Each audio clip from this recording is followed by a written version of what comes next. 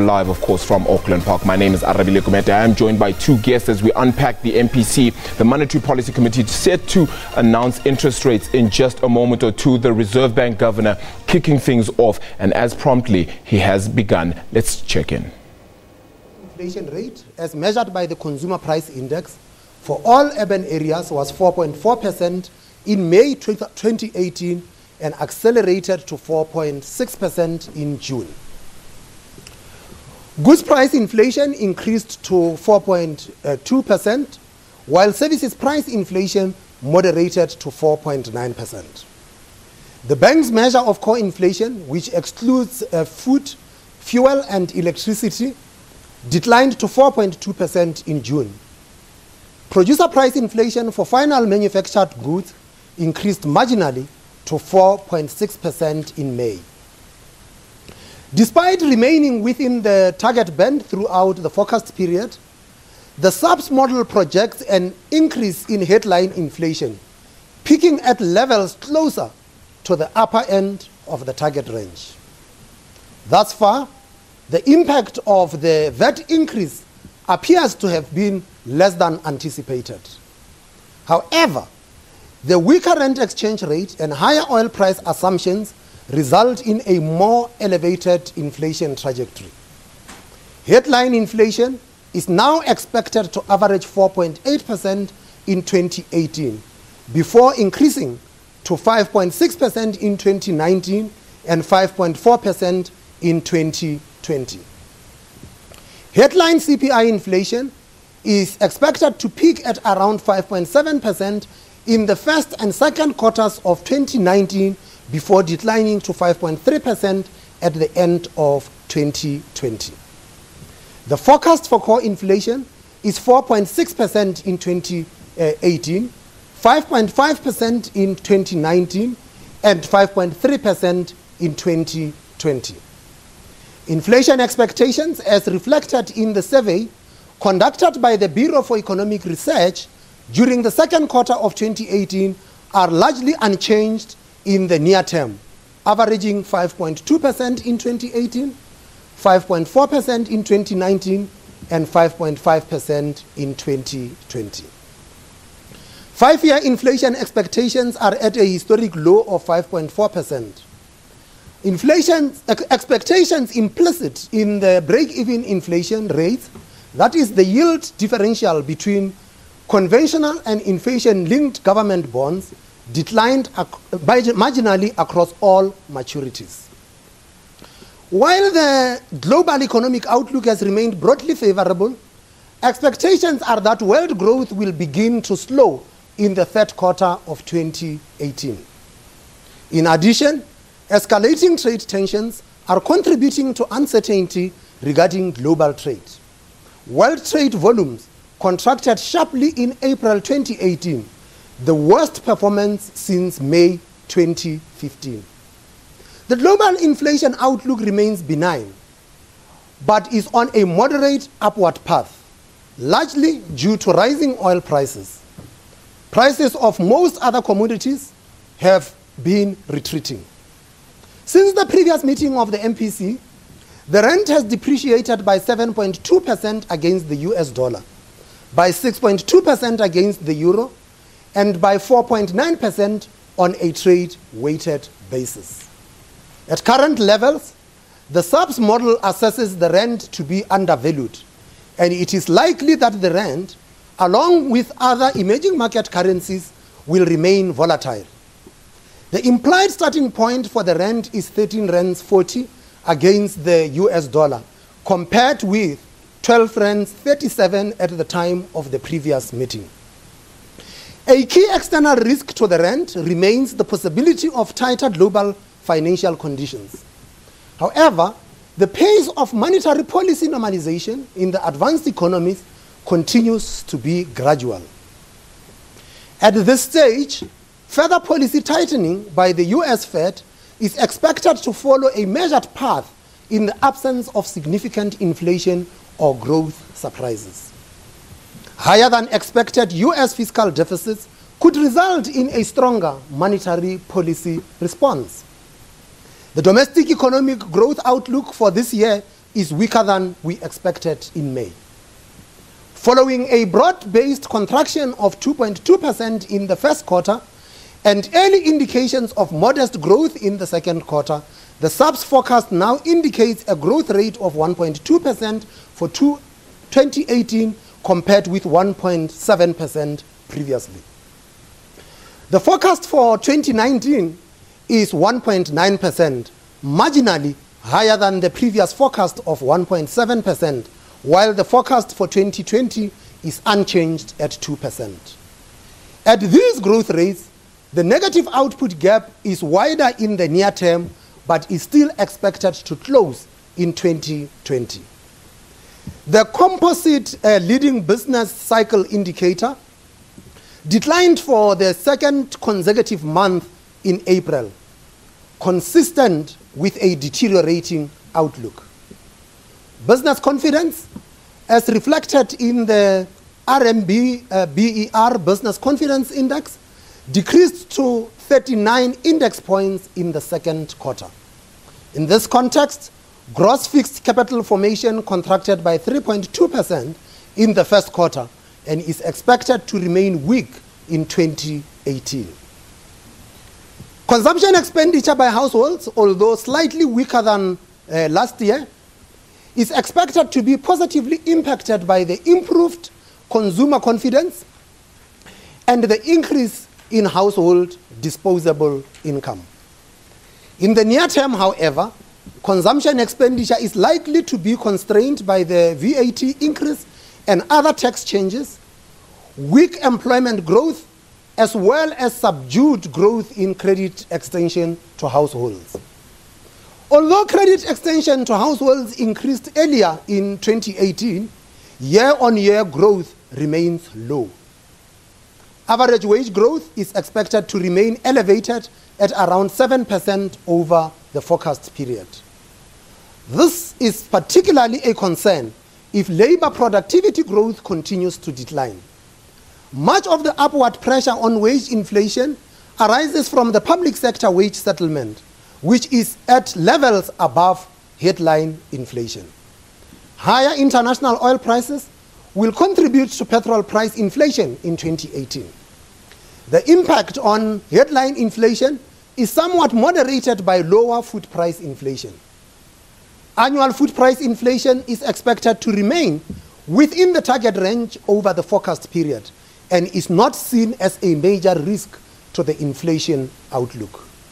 This is largely driven by adequate supply of grains over the near term alongside moderating meat price increases. The MPC noted the rising inflation trajectory, which, while remaining within the target range, is moving closer to the upper end of the target range. Key uncertainties in the global environment remain. The continued strength of the US dollar, which has appreciated against most currencies, any sustained elevation of oil prices, escalating trade tensions and geopolitical developments could continue to pose risks to the inflation outlook. The rand will remain sensitive to changes in global monetary policy settings and investor sentiment towards emerging markets. The committee assesses the risks to the inflation forecast to be on the upside. A number of key risks and uncertainties highlighted in recent meetings persist. Electricity prices continue to pose a further upside risk. The growth forecast has deteriorated and the outlook remains constrained. Demand pressures in the economy are not assessed to pose a risk to the inflation outlook. The MPC assesses the risks to the growth forecast to be more or less balanced. A firm commitment to credible structural policy initiatives and implementation is required to make a marked impact on employment and potential output. The MPC unanimously decided to keep the repurchase rate unchanged at 6.5% per annum. At these levels, the committee still assesses the stance of monetary policy to be accommodative and appropriate given the current state of the economy. However, the MPC has noted the deteriorating inflation outlook, driven mainly by supply-side factors. The approach of the committee continues to be to look through the first-round effects and focus on the second-round effects. With risks and uncertainties at higher levels, the MPC will continue to be vigilant and will not hesitate to act should there be second-round effects that takes us significantly away from the midpoint of the inflation target range. The implied path of policy rates generated by the quarterly projection model has changed since the previous meeting. Whereas previously 4 increases of 25 basis points each by the end of 2020 were indicated, 5 increases of 25 basis points are now implied. As emphasized previously, the implied path remains a broad policy guide which can and does change in either direction between meetings in response to new developments and changing risks. The MPC does not mechanically respond to changes in the path, and the assessment of the balance of the risks to the forecast cannot be done by the model. That concludes my statement, and as usual, we are available for questions, and please identify yourself and the media house that you are affiliated to, and the panel will then deal with your questions.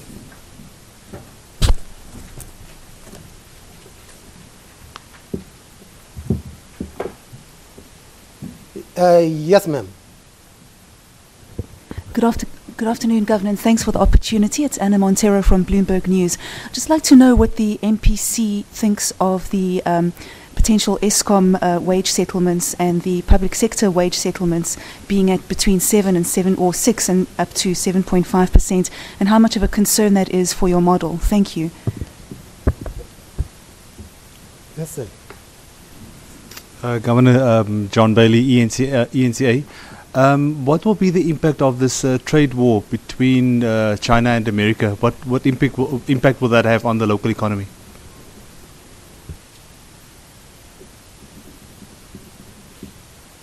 Yes, ma'am. Afternoon, Governor. I'm Khelang Bata from Bloomberg News. You've said in your speech that domestic growth outlook remains challenging. I mean, a few years ago, we knew that the electricity supply problem was one of the key factors that inhibited growth. Can you give us an outline of some of the factors that the SAB sees as inhibiting growth at this point in time?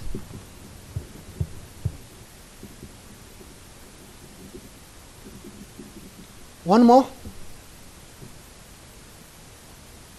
Oh, okay.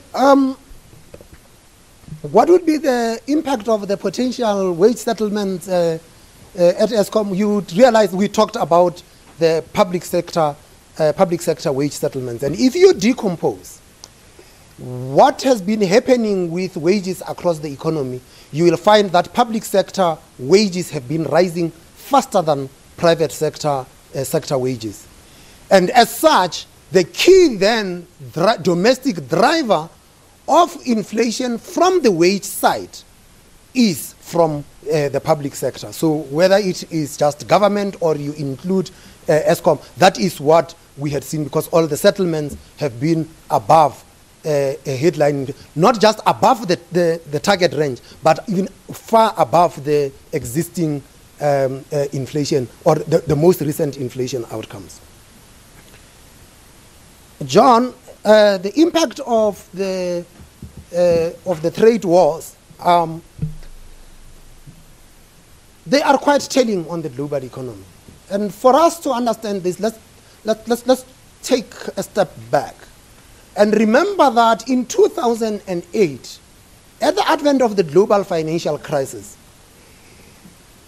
global trade collapsed, and the focus of the global community was to then restart global trade flows. And in that process, we had, as a global community, have to look at what were the constraints to trade growth.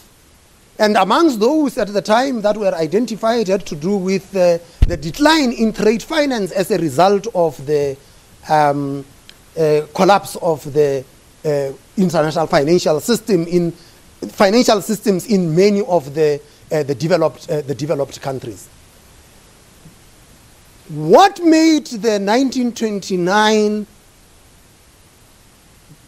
economic crisis really a depression was the surge in protectionism which depressed global trade.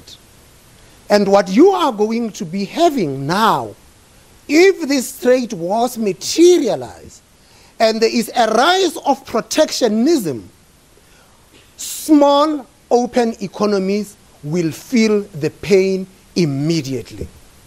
Because for many small open economies, we are hooked into global value chains.